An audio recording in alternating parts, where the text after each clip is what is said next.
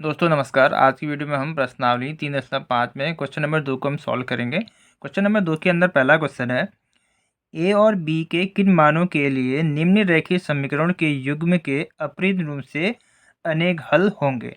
दोस्तों हमको यहाँ पे दो जो है रेखीय समीकरण दिए हुए हैं। पहला है 2x + 3y = 7 और दूसरा है a - bx + a + by = 3a + b - 2। हमको इस रेखीय समीकरण में ए और बी के मान हमको निकालने हैं। दोस्तों क्वेश्चन में हमको एक चीज़ दिया हुआ है। क्वेश्चन में हमसे बोलता है कि अगर हमें ए और बी के मान अगर हमें पता चल जाए तो यह जो रेखीय समीकरण होगा उसके अपरिमित रूप से अनेक हल निकल के आते हैं। दोस्तों जैसा कि आप लोगों को पता ही होगा कि अपरिमित रूप से अनेक हल उन रेखीय समीकरण के होते हैं जो रेखीय समीकरण a1/a2 = b1/b2 = c1/c2 की शर्तों को पूरा करते हैं। यानी कि a1/a2 का मान, b1/b2 का मान और c1/c2 का मान तीनों के ही मान आपस में बराबर होते हैं, तो वो रेखीय समीकरण के अपरिमित से अनेक हल होते हैं। तो ये तो हमको क्वेश्चन में हमसे कहा गया है। तो अब इसके जरिए हम इस क्वेश्चन को सॉल्व करेंगे। कैसे करेंगे दोस्तों? हमको तो पता चल गया है कि ये जो रेखीय समीकरण है वो इन शर्तों को पूरा करती है। तो अब हम क्या करेंगे, a1 b1 c1 और a2 b2 c2 के मान हम यहाँ से निकाल लेंगे। तो हम इसको समीकरण 1 मान लेते हैं और इसको हम समीकरण 2 मान लेते हैं। तो समीकरण 1 से हमको मान मिलेगा a1 b1 3 c1 7। उसी तरीके से समीकरण 2 से a2 का मान हमारा होगा a - b, b2 का मान होगा a + b और c2 का मान होगा 3a + b - 2। तो अब हम क्या करेंगे दोस्तों, a1 b1 और c1 इन सभी के मान a2 b2 के मान हम इसमें रख लेते हैं। ठीक है, क्योंकि वह जो हमारी जो ये रेखीय समीकरण है वह इन शर्तों को पूरा करती है। तो a1 का मान हमारा हो गया 2, 2/a2 का मान है हमारा a - b = b1 का मान है 3, b2 का मान है a + b = c1 का मान है 7 और c2 का मान है 3a + b - 2। तो अब आपको ध्यान से समझना है, क्योंकि ये तीनों के तीनों आपस में बराबर हैं।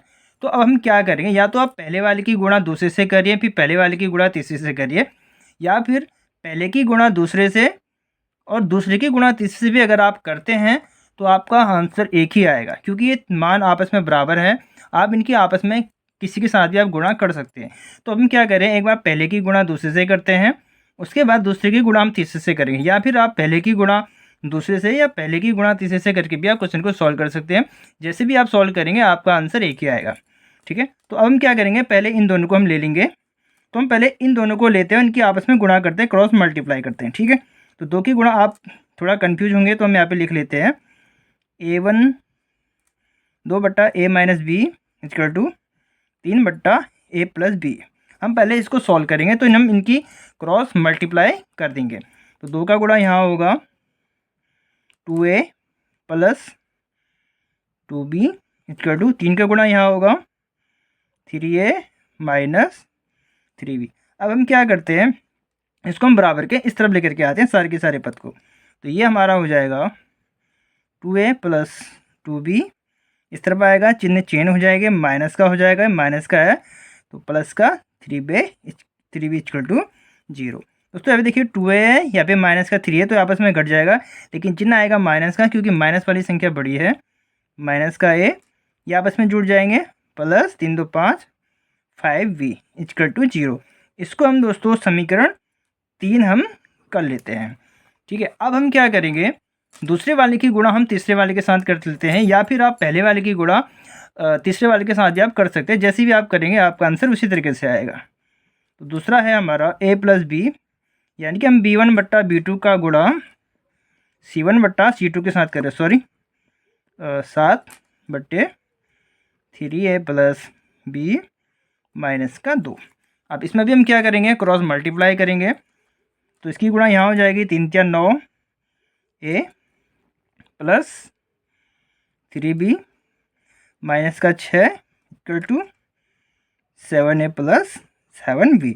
अब हम इसके टोटल समीकरण को बराबर की इस तरफ लेकर के आएंगे तो 9a प्लस 3b माइनस का 6 इधर आएगा, चिन्ह चेंज हो जाएगा, माइनस का 7a माइनस का 7b इक्वल टू 0। दोस्तों ये हमारा 9a है और ये 7a है, ये प्लस का है माइनस का है, तो ये आपस में घट जाएगा। तो चिन्ह हमारा प्लस का आएगा तो क्या आएगा हमारा, ये बच गया 2a। ये प्लस का 3b है, ये माइनस का, ये भी आपस में घट जाएगा, चिन्ह आएगा माइनस का क्योंकि बड़ी संख्या माइनस में है, तो ये आ जाएगा 4b और हमारा बच गया माइनस का 6 इक्वल टू 0। इसको हम समीकरण 4 मान लेते हैं। दोस्तों अब हम समीकरण 3 और समीकरण 4 को हम सॉल्व करेंगे। दोस्तों अब दोनों ही समीकरणों को किसी भी विधि से आप सॉल्व कर सकते हो, प्रतिस्थापन विधि हो, विलोपन विधि हो या भी बजविकरण विधि हो। तो चलिए दोस्तों हम इसको प्रतिस्थापन विधि से हम सॉल्व करते हैं। ठीक है, प्रतिस्थापन विधि से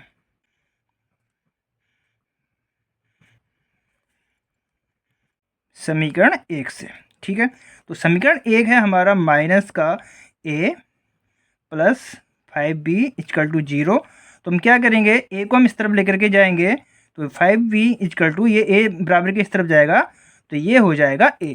चूँकि दोस्तों हमको a का मान हमको मिल चुका है तो हम क्या करेंगे, इस a का मान समीकरण 4 में रखेंगे। सॉरी दोस्तों, यहाँ पे हमारा जो है ना, हमने गलत लिख दिया था, ये हमारा समीकरण 3 है। ठीक है, मैंने गलती से 1 लिखा था। समीकरण 3 से समीकरण 3 है हमारा minus a plus 5b equal to 0। a को हम बराबर की तरफ लेके जाएंगे तो प्लस हो जाएगा। तो इस तरीके से हमको a का मान मिल चुका है।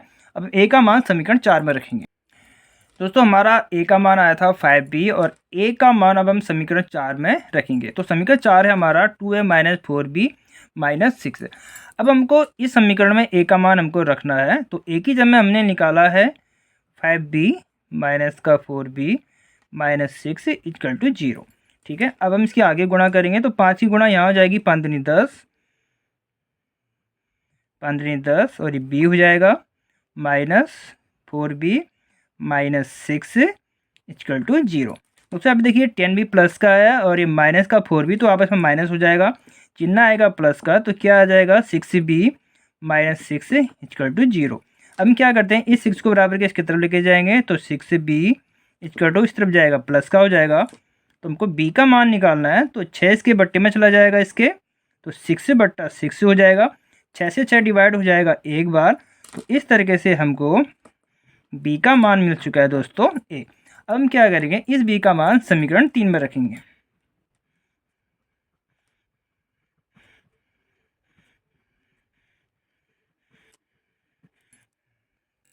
तो दोस्तों b का मान हम समीकरण 3 में रखेंगे। तो हमारा जो समीकरण 3 आया था वो था माइनस का a plus 5b equal to 0। Minus a plus b का मान हमको मिल चुका है 1 इक्वल टू 0।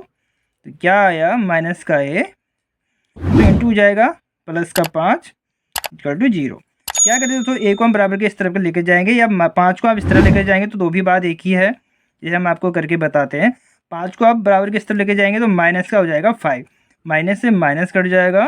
तो इस तरीके से दोस्तों a का मान हमको मिल चुका है 5। तो दोस्तों क्वेश्चन में हमसे पूछा था कि a और b का मान हमको निकालना है, तो हमने a का मान निकाल दिया है 5 और b का मान हमको मिल चुका है 1। तो दोस्तों इस तरीके से इस क्वेश्चन को आप बड़ी ही आसानी से सॉल्व कर सकते हो। दोस्तों मैंने इस क्वेश्चन को सॉल्व करने में प्रतिस्थापन विधि का यूज किया था। आप चाहो तो विलोपन विधि या बज्रगुणन विधि का प्रयोग करके भी आप इस क्वेश्चन को आसानी से सॉल्व कर सकते हो। आपका आंसर यही आने वाला है। ठीक है दोस्तों, मिलते हैं नेक्स्ट वीडियो में।